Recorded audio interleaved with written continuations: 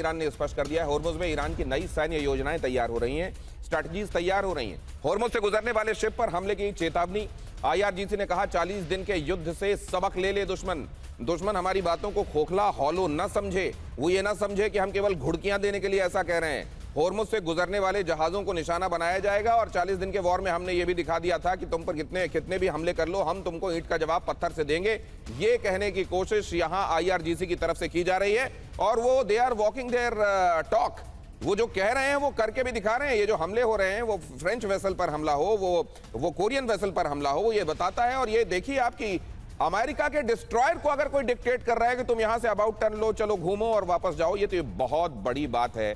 काले साहब, ये उस दौर में जब ऑप्टिक्स का भी बड़ा महत्व है, जब ये भी कि आप ठीक है कितने मजबूत हैं लेकिन कितने मजबूत नजर आते हैं का भी महत्व है, उसमें ये तो दिखाता है कि हाँ, ईरान फिलहाल जो कह रहा है, अब उन्होंने ठीक है ये कहा कि हमारी बातें मान लो नहीं तो सभ्यता समाप्त कर देंगे, लेकिन ईरान बता रहा है कि वो क्या करने का मादा रखता है और क्या कर सकता है। देखिए दिनेश जी, मैं मानता हूं कि बोलने की तो बहुत बातें होती हैं परंतु करने की बात एक अलग ही होती है। ईरान ने बहुत क्लेम किया है परंतु उसके कई क्लेम जो हैं वो बिल्कुल ही मतलब फ्यूटाइल, मतलब बिल्कुल ही गलत निकले हैं। उसने कई बार क्लेम किया है कि मैंने शिप्स पे फायर किया, मैंने ये किया, मैंने वो किया, शिप पे आग लग गई, ऐसा हो गया वैसा हो गया, परंतु ऐसा कुछ नहीं हुआ है। तो देखिए कहने की बात अलग है और करने की बात अलग है। मेरा ये मानना है कि अभी 2-3 दिन का जो लीवे जो ओपनिंग दी हुई है वो इसलिए दी हुई है क्योंकि थोड़ी होप्स जगी हैं कि शायद कोई पीसफुल सॉल्यूशन आ जाए। परंतु जिस तरह से आईआरजीसी का रुख लग रहा है, उनको भी यही लग रहा है शायद कि कोई सॉल्यूशन जा रहा है, तो आईआरजीसी सॉल्यूशन के ऑपोजिशन में है, ये सबको पता है। और जो पॉलिटिकल पार्टीज़ हैं, दैट मीन्स जो प्रेसिडेंट और बाकी जो फॉरेन मिनिस्टर हैं उनके साथ वर्सेस आईआरजीसी, ये ईरान में काफी कॉमन है, सबको पता है, सब जगह पे ये चर्चा हो रही है। कार्तिकेय काले सर, एक बात मैं लेकिन जानना चाहता हूं। हाँ जी, हमने ईरान की नेवी को नेस्तो नाबूद कर दिया है, हमने ईरान की एयर फोर्स को मिट्टी में मिला दिया है, अब उसका कोई नामो निशान नहीं बचा है। अगर यह कहा जाए कि ईरान बहुत सारे फॉल्स क्लेम कर रहा है, तो अमेरिका ने क्या किया है सर? अमेरिका ने तो खुलेआम झूठ, ये डोनाल्ड ट्रंप की बातें मैं आपको बता रहा हूं, जहां उन्होंने कहा कि हमने नेवी को, ईरान की नेवी को नेस्तो नाबूद कर दिया है। हम ये क्या मैं गलत कह रहा हूं सर? हाँ, आप गलत कह रहे हैं दिनेश जी, इसको मेरे को आपको कॉन्ट्रडिक्ट करना पड़ेगा। बताइए। फैक्ट्स जो है वो बिल्कुल अलग वो है। देखिए, एक एयरफोर्स की स्ट्रेंथ क्या होती है? एयरफोर्स की स्ट्रेंथ होती है उसका एयर डिफेंस, उसके एयरक्राफ्ट, अब कुछ नहीं बचा है ईरान के पास। एक नेवी की स्ट्रेंथ क्या होती है? पेट्रोल बोट्स नहीं होते। स्ट्रेट ऑफ हॉर्मुज एक 34 किलोमीटर या 34 नॉटिकल माइल का एरिया को कंट्रोल करने के लिए आप नेवी की जरूरत नहीं है, उसको आप बहुत तरीके से कंट्रोल कर सकते हैं।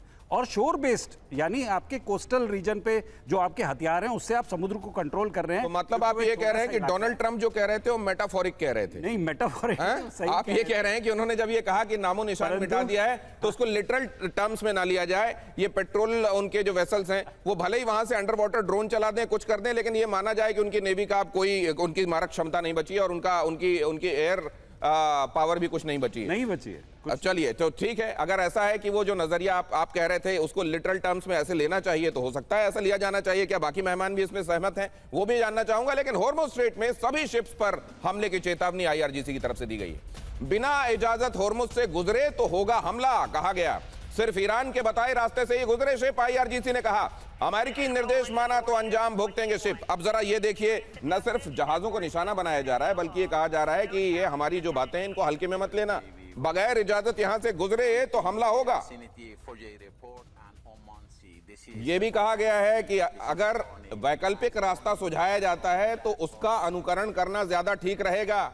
अगर अपने बताए, अपने मनमानी वाले पैसेज से गुजरोगे तो फिर हमला हो सकता है, किसी और मनमाने वाले रास्ते से गुजरे तो कार्रवाई होगी। आईआरजीसी ने यह बात भी कही है। ये खुलकर कहना, एक तरफ आप जानते हैं अमेरिका ने यह कहा कि हम तो इस रास्ते को खुलवा कर रहेंगे, वरना वहां पर ब्लॉकेड के बदले ब्लॉकेड, ये रणनीति भी वहां आप जानते हैं अमेरिका ने लगाई। और फिर इस जगह को खुलवाने के लिए उन्होंने बाकायदा एक ऑपरेशन भी लॉन्च किया।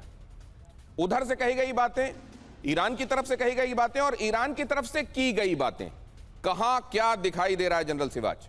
देखो दिनेश, इसमें कोई शक नहीं, अगर स्टेट ऑफ हॉर्मुज को अगर आप देखें तो अभी भी टोटल कंट्रोल में ईरान के है, क्योंकि ईरान के पास न्यूसेंस वैल्यू, उसके पास एक प्रकार स्पीड बोट्स हैं जो कि जाके हिट कर सकती हैं, उसने माइंस लगा रखे हैं, उसने एरिया आपको दे रखा है किस रूट से आप जाएंगे, किस रूट से आएंगे। और ज्यादातर देश हैं वहां पर पेमेंट दे के जा रहे हैं। अगर कोई देश उनके नहीं मान रहा तो उसके ऊपर वो हमला करता है और वो वापस जाता है। वो कोई शिप क्लियर नहीं कर सकता जब तक ईरान की परमिशन, IRGC की परमिशन ना हो। मगर अभी हमें यह भी देखना है, जो नेवल ब्लॉकेट लगाया अमेरिका ने वो भी बहुत इफेक्टिव है।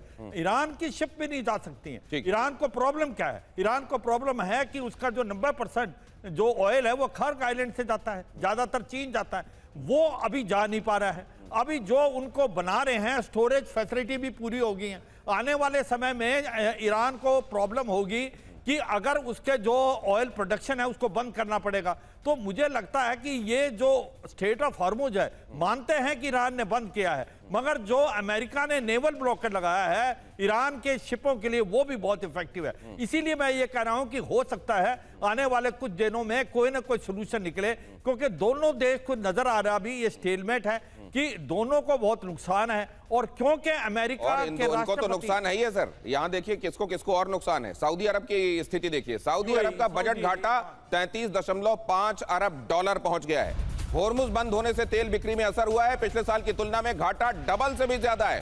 सरकारी खर्च बढ़ने से आर्थिक दबाव और ज्यादा बढ़ गया है। तो ये आपने सऊदी का हाल देख लिया। ईरान का तो जो चल रहा है और बाकी का जो चल रहा है वो आपको मालूम है, लेकिन जीसीसी कंट्रीज का क्या हाल है वो भी जरा देख लीजिए। एक्सियोस की रिपोर्ट के हवाले से बड़ी खबर, अगली खबर फ्लैश कीजिए।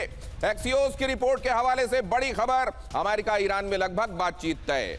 ईरान परमाणु बम नहीं बनाने का वादा करेगा, जेनेवा या इस्लामाबाद में होगी वार्ता, ये बात कही जा रही है एक्सियोस के हवाले से। इस समय एक्सियोस की बातों को काफी सब्सटेंस वाला माना जाता है और ये माना जाता है कि उनके पास कई चीजें बड़ी रिलायबल मौजूद हैं। वो इसलिए क्योंकि आप जानते हैं कि दोनों तरफ के जो बड़े चेहरे, बड़े लीडर्स हैं, और इधर से खास तौर से डोनाल्ड ट्रंप, वो एक्सियोस से अक्सर आपको बातचीत करते हुए दिखाई देते हैं। आप जरा यहां पर देखिए।